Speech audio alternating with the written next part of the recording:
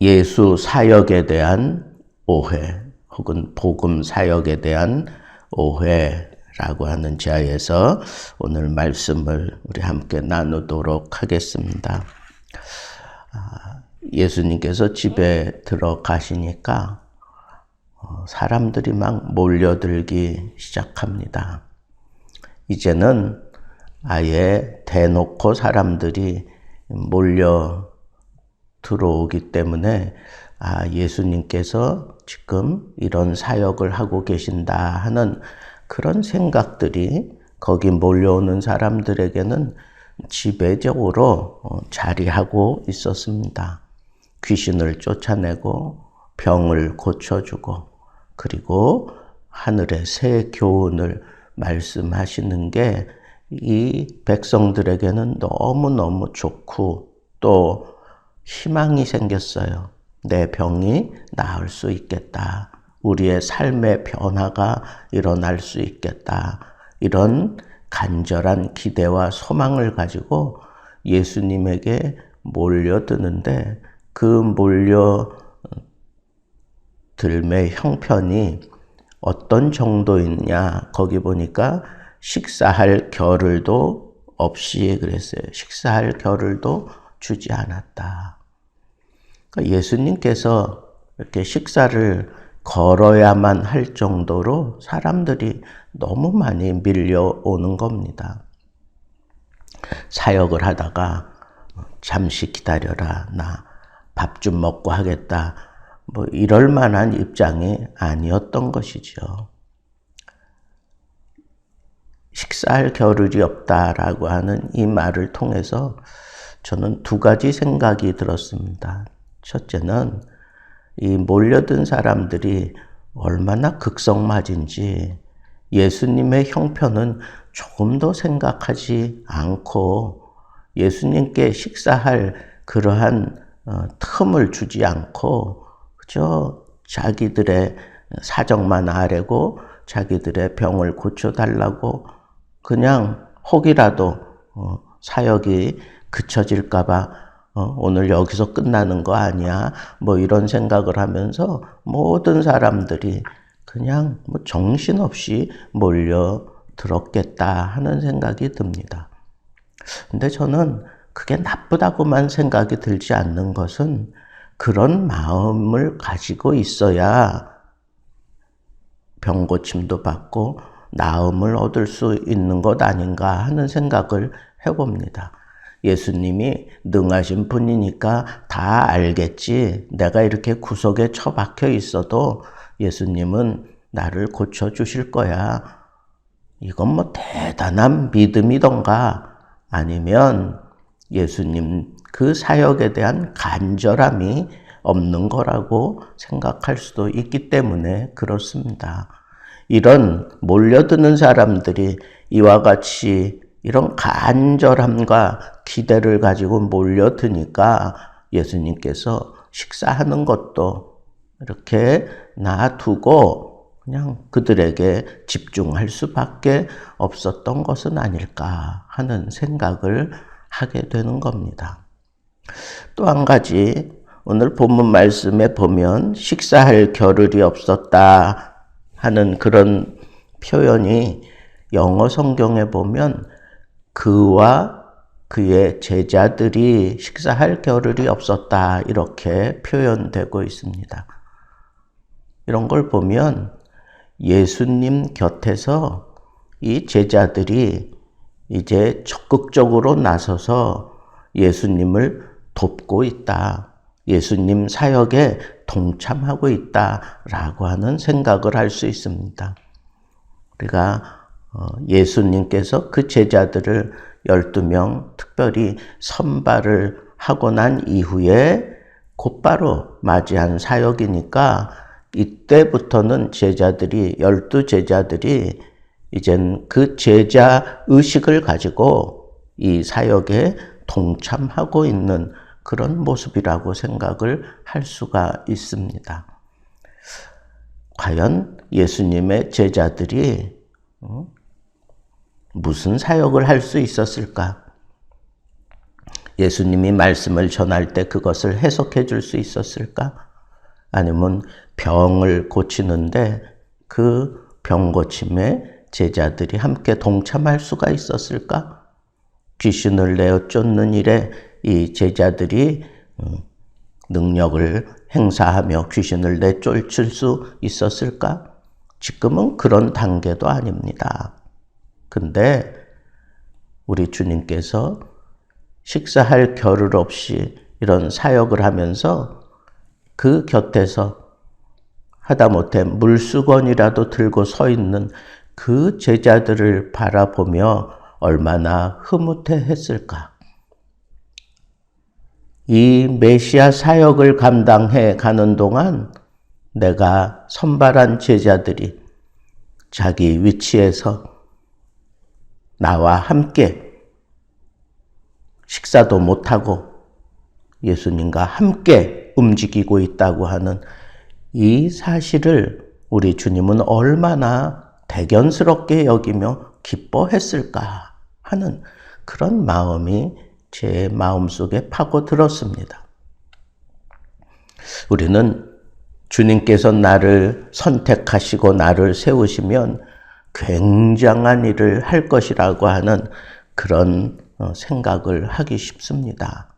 그러나 그 굉장한 일 하기 전에 먼저 이렇게 이름 없이 빛 없이 그냥 예수님이 일하시는데 곁에서 그냥 사람들 몰려오는 거 그거 좀 관리하고 물수건이라도 들고 서 있는 세상 사람들이 볼 때에는 저게 뭐야 뭐 그렇게 생각할 수도 있겠지요. 그러나 제자들은 그런 과정을 통해서 성숙해 간다고 하는 이 사실을 놓치지 말아야 합니다. 예수님께도 그렇고 제자들에게도 그렇고 아주 중요한 것은 내가 이 사역에 함께 할 수만 있다면 어떤 모습으로든지 그 사역에 내가 함께 하고 있다고 하는 이 사실만이 이 제자들에게는 영광이고 기쁨이어야 한다라고 하는 이 사실입니다. 주님과 함께 일할 수 있다. 주님 사역에 내가 발을 맞추고 있다. 주님과 함께 호흡하며 이 놀라운 이적의 현장에 서 있다라고 하는 이런 사실들이 제자를 계속해서 용기를 주고 힘을 북돋워 주는 것이다 라고 하는 생각을 하면서 내가 굉장한 일을 꿈꾸는 거 그건 잠시 접어야 합니다. 먼저 해야 될 게 뭐예요? 어쩌면 가장 굳은 일, 어쩌면 남들이 기피하는 일, 어쩌면 내 면을 세우는 것은 전혀 없는 일, 이런 일들에 내가 먼저 내 손을 걷어붙이고 달려들어서 그 사역을 하며 마음속에 내가 주님과 지금 함께하고 있어. 주님과 내가 지금 함께하고 있어. 이것이 나의 기쁨이야. 이것이 나의 자랑이야. 이렇게 얘기할 수 있는 그런 사람들이 제자 훈련에 돌입한 사람들이다라고 얘기할 수가 있겠습니다. 그런데 이제 문제는 거기에 몰려든 사람들 가운데 이 서기관들, 조금 지식적으로 뭔가 남들보다 깨어있다라고 생각하는 사람들이 예수 그리스도의 이 사역을 보면서 인정하기보다는 어떻게 해서든지 흠집을 내려고 하는, 자기들의 어떤 기득권을 지키고 자기들의 이 백성들의 이 관심에서 제외되는 게 싫어서 이 서기관들이 예수님의 이 사역에 대해서 흠을 내려고 들고 들어온 게 뭐냐 하면 미쳤다. 미쳤다. 미쳤다. 여러분, 그 미쳤다고 하는 그 얘기가 뭐예요? 막 귀신을 내어 쫓고 병자를 고치고 식사할 겨를도 없이 그냥 온통 거기에만 그렇게 사역하고 있는 그 예수님의 모습을 보면서 흡사 미친 것처럼 그렇게 앞뒤 가리지 않고 막 사역하는 모습을 보면서 그렇게 막 소문을 냈던 것 같아요. 예수의 친족들이 제일 먼저 등장해서 미쳤다. 미쳤다. 어떻게 저런 일을 할 수가 있느냐. 그렇게 얘기하고 또 거기에 입을 맞춰서 서기관들, 예루살렘에서 왔던 이 서기관, 예루살렘에서부터 여기까지 온 거 보면 예수의 소문이 지금 얼마나 이렇게 멀리 퍼져가고 있는지 우리 충분히 생각할 수 있고, 예루살렘에서 서기관들이 왔다고 하는 것은 그저 호기심을 가지고 온 게 아니라 이게 도대체 무슨 일이냐 가서 알아보라 하는 그런 차원에서 보냈다고 생각을 할 수 있겠지요. 그러면 이 사람들이 와서 예수님께서 사역하는 그 모습을 보면서 바알세불에 집혔다. 귀신의 왕을 힘입어 귀신을 쫓아낸다. 그렇게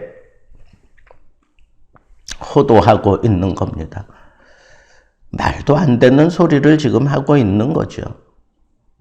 예수님께서 그들을 다 불러다가 이제 답변을 하실 때 이렇게 답변을 했습니다.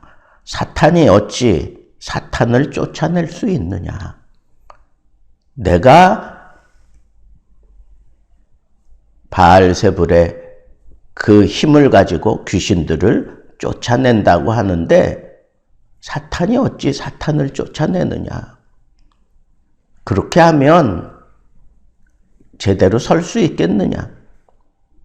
나라가 스스로 분쟁하면 그 나라는 설 수 없는 거다.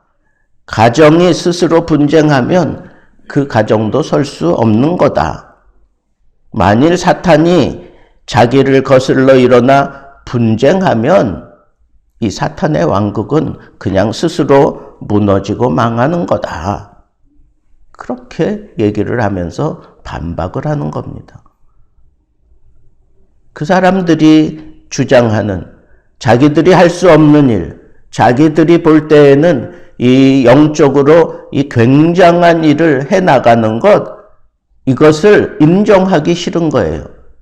하나님의 능력으로 귀신을 쫓아낸다고 하는 것을 인정하기 싫은 거예요. 그래서 그들이 끌어들인 게 바알세불, 귀신의 왕이 저를 사로잡고 귀신들을 내어 쫓는다. 그래서 백성들을 현혹하는 거다. 이런 식으로 소문을 퍼뜨리는 거예요. 그런데 우리 주님은 정확하게 말씀하십니다. 사탄이 어찌 사탄을 쫓아내느냐?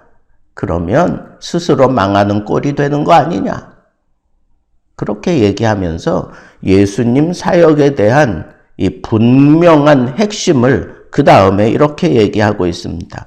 사람이 먼저 강한 자를 결박하지 않고는 그 강한 자의 집에 들어가 세간을 강탈하지 못하리니 결박한 후에야 그 집을 강탈하리라. 그렇게 얘기를 했어요. 지금 내가 이 귀신을 쫓아내고 이 귀신들의 이 사역에 내가 이런 심각한 사역을 내가 감당할 수 있는 것은 이들을 내가 정리하지 않고는, 이들을 결박하지 않고는 그들의 나라를 무너뜨릴 수가 없으니까 내가 이들을 쫓아내는 거다.